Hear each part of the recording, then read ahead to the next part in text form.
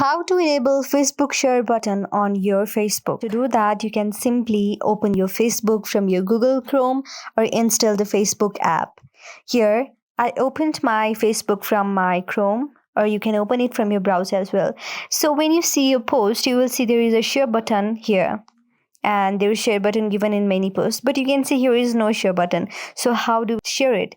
We cannot share it. We can simply save the photos and screenshot it if you want to, but we cannot share it. So how do you make people share and unshare your Facebook post? To do that, I will simply show you any of my Facebook posts. So on this post, when I tap on the top 3 buttons, there are many options available. So tap on change audience, and when you tap on see more, you will see the option of only me.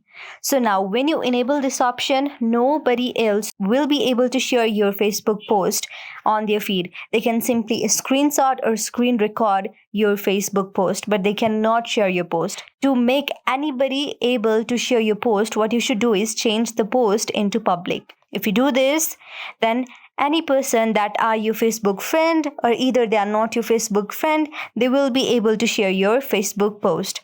So yes, this is how you do it. I hope this video helped you. If you liked our video, then please do subscribe to our channel. Thank you.